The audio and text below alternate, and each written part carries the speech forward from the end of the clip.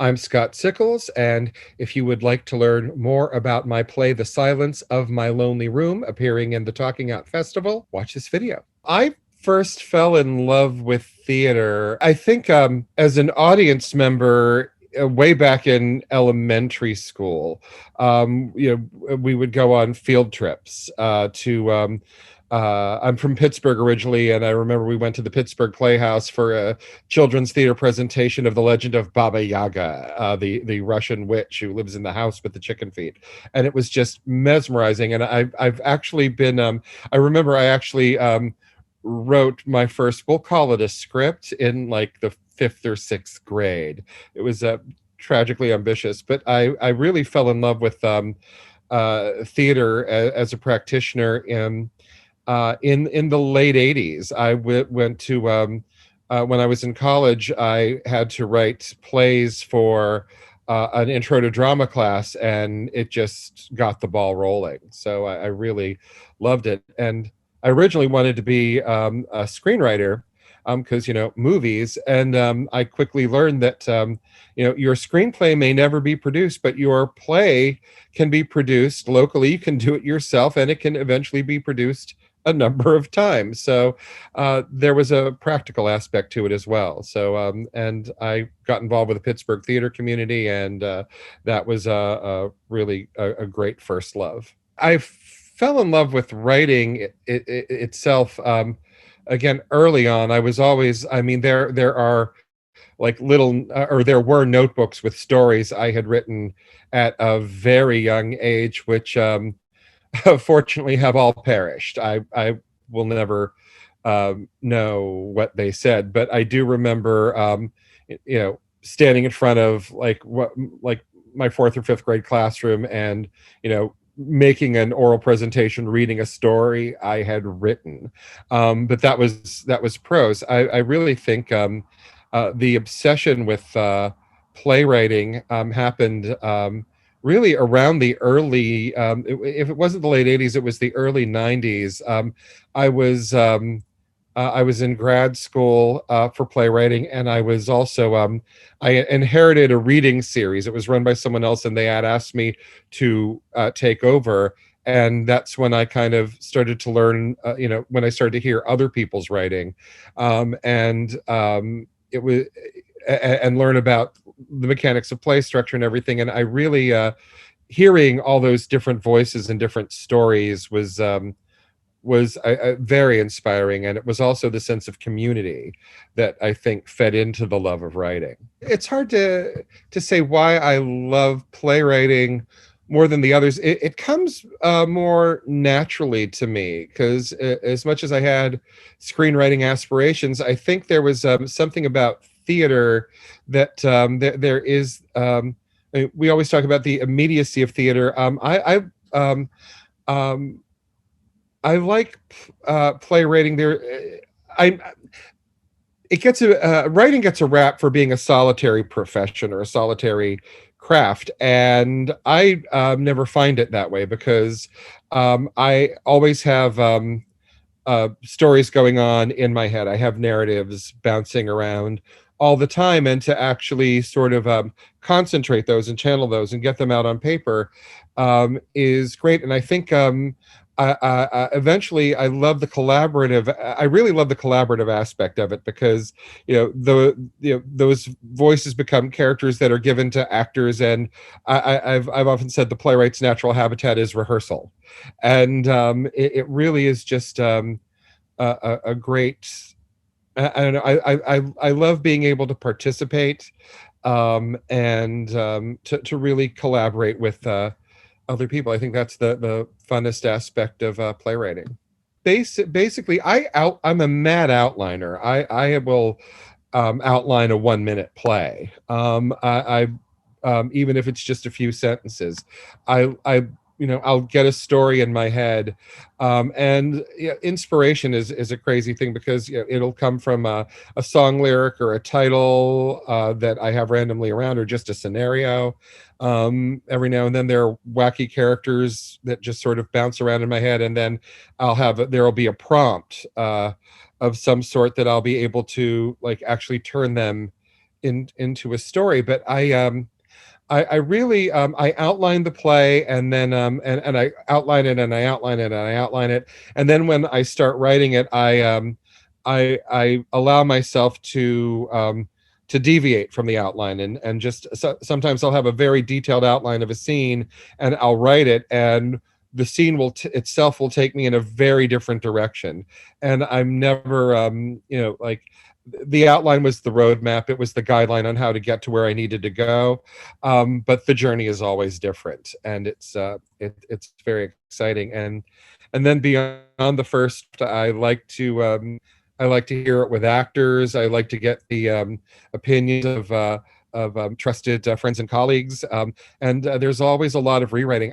The first draft is always the hardest. And I know several writers who were like love the first draft, but can't stand the rewrites, or some even refuse to rewrite. The first draft is it. And I just I love the rewrites. Really, the surgery of the play takes place so that I can fashion it into being the best play it can possibly be, even if it goes in a very different direction than what I originally intended to write.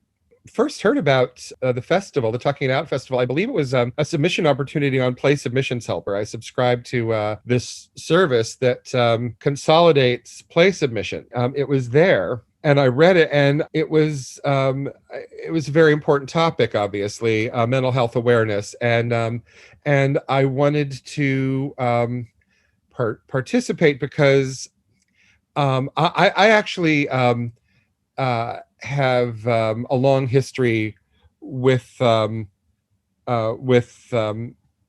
with mental health issues in my family. I've dealt with a few of my own, but I've also been a mental health professional. I worked in social services, in group, in the mental health. At the time, it was, I think in some places it's still referred to as MHMR, mental health and mental retardation.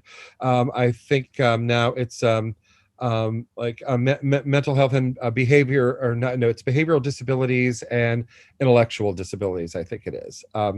It's been a long time since I've worked in the field, but like 25 years. But there's a certain advocacy that goes into the job, and there's often a lack of communication, I think, that happens with people in their mental health. And I grew up in a family where you were not supposed to talk about anything that was going wrong. My father was of German descent. My mother was Korean, and therefore it was all about saving face, and what what you presented to the outside world was infinitely more important than what actually went on inside your house. And I think that because of I really kind of related that, because there was a lot of mental illness in that house. I related that to the inability to communicate about it, the stigma of getting therapy. You were not supposed to get therapy for your problems. That's ridiculous. Instead, you tell all of your marital problems to your 5-year-old, because we were experts. And so it was certainly something I wanted to be involved with. I felt I had something to say, and I felt that I had a piece that would convey that. I've written. I also appreciate stories that are told from a very subjective point of view, and I have another play as well, at least one other play that deals with a delusional disorder from the inside of the delusional disorder. It was probably inspired by Black Swan, which does that very well. But I really thought that if I could be part of a project regarding mental health awareness and opening communication, and helping people talk about it, and with a play that's about the dangers of not communicating, then I was all in. There's an opportunity, a playwriting opportunity that presents every year. They put up 3 paintings or art pieces of artwork, pieces of graphic art. Sorry, they put up 3 pieces of graphic art, and you one is supposed to take one and run with it. And I wrote this play for that opportunity, and I submitted it, and I did not get it. But I still had the play, and this play was the artwork I chose was sort of like a riverside or a seaside sort of pastoral village, and there was a very large sort of barn-like shack, and I sort of just imagined what it was like, looking out on the water from that shack. And for some reason, I don't know, it must have been like something I was thinking about or experiencing in the media at the time, a story or something. But I ended up thinking of this story about uh, two guys.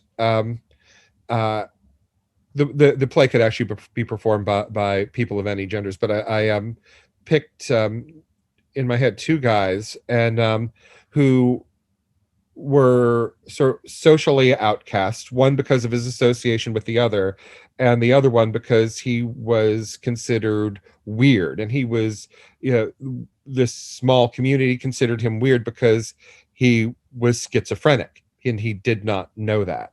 And I also in addition to having written about delusional disorders, I know people who with family members who have dealt with them. I have worked with people who have dealt with who have had like paranoid schizophrenia, other schizophrenias, um, and I just really wanted to, I got this story in my head that was sort of what I think the question really on my mind was, even though in the objective world what they're experiencing is not actually happening, it's very real to them. And I heard stories about people who, would see demons breaking through their walls. And those demons were not actually there to anyone else, but they were, as I said, very real to them. And I know that my father, who was paranoid, he had some very specific, like delusions of persecution. He would say, well, the neighbor lady is, sitting at the top of the steps with her in her nightie throwing baseballs down the steps. And I'm like, obviously that's not happening. How do you know? I'm like, how do you know what she's wearing? And eventually he realized, it's like, yeah, he was making a lot of stuff up, but he was still experiencing it. So I wanted to, all that kind of went into telling the story of these two men who were very close at one time, physically, emotionally close, and who had been separated for a long time, and neither one knew what the other one had gone through. And because of the lack of communication with mental health professionals, because one of them had no idea what was actually happening at the time he did something, because he was in his mind living in a whole other universe. The story of The Silence of My Lonely Room, these 2 young men have been separated because one of them experienced a psychotic episode many years ago, and what he didn't realize is that he ended up hurting his friend. He has, to this day, was never told his friend was involved, or had been victimized by him, even accidentally. And the friend who was hurt is very bitter and angry about being attacked and then being shut out. They had not communicated since this event, which was a very violent physical attack. And now this is the first time these 2 people are together after this attack, which was an event they experienced very differently and were told very different things about. So that's the gist of it. And there's a lot more. I want the audience to, first of all, a very basic level, I want them to be, engrossed and scared, and I want them to, I want them to empathize, I think, with the the terror and the trauma that these two people are going through, and to really think, well, there, but for the grace of whatever, go I, what would it be like if I were in either of their positions? If I thought this had happened, or if this had happened to me, what if this, you know, what if I found out the truth about an incident was very different from what actually happened? I think a lot of times we go into situations and relationships with preconceived notions about the other people, even if it's people we know for a long time. We didn't know what they went through. And I think the message of this play is to be more aware and to be more open about what other people went through, what they were going through, even if they've hurt you. I think that's the general message, but I also I also want them to be moved and ultimately feel optimistic about even something as dark as what's going on in this play. I'm looking forward to seeing what everyone has brought to the table with this piece, because uh yeah, it was I gave the play up to Anthony, and I was not involved in rehearsals or casting, and usually I am. This time I was not, and that's fine, because the company, each company works differently, and um, you know every now and then, you get to be completely surprised, and I'm looking forward to being very pleasantly surprised by the discoveries they make. I'm really hoping to see them capturing the tone. It's a very the script is a very visual script. It's a bare stage, but with one shaft of light, and what's in light and what's in shadow is very important on the page, and it would be very important, I think, on stage in non-pandemic times. I'm fascinated to see what the virtual medium um, has influenced and inspired them to do in telling this story. And I'm just I've never actually heard the play read aloud by actors before. So when it premieres, that will be my first time hearing it too. And I'm just sort of ready to kind of go over the waterfall with it, and looking forward to seeing them bring ideas to the piece that even I hadn't thought of.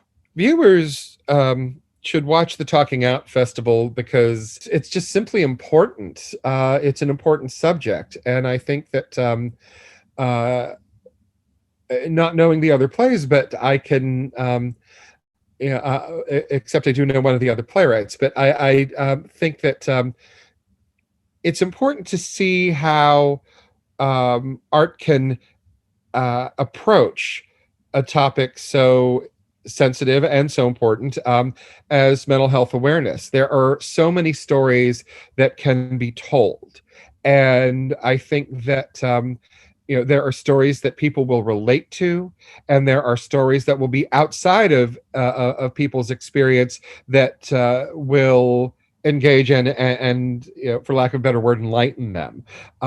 It's a great way to broaden your perspective, and I think my play in particular, if you like a good horror story, and if you prefer your horror stories grounded in reality, then uh, I think that my play is for you. If you're kind of into the Lovecrafty type stuff, my play is definitely for you. So there you go. Local theater is important because artistic expression is very important. People need an outlet, and audiences need audiences crave something to watch, and it's really not just for their own you know distraction, but entertainment is very important. Escapism is very important. Socially relevant entertainment is very important. You need them both. Your blockbusters in their way are just as important as the smaller art films, and not just because of money. And certainly no one is doing local theater to make a buck. I think just uh, it's a really great way to local theater is a very great way to hone your skills, but I think just as a collaborative effort between artists and a community, there really is nothing better than local theater in that respect. Hi, I'm Scott Sickles. I am the author of The Silence of My Lonely Room, featured in the Talking Out Festival this March. If you enjoyed this talk, or even if you didn't, but you are still interested in seeing my play and the other plays in the Talking Out Festival, please go to the Talking Out Festival.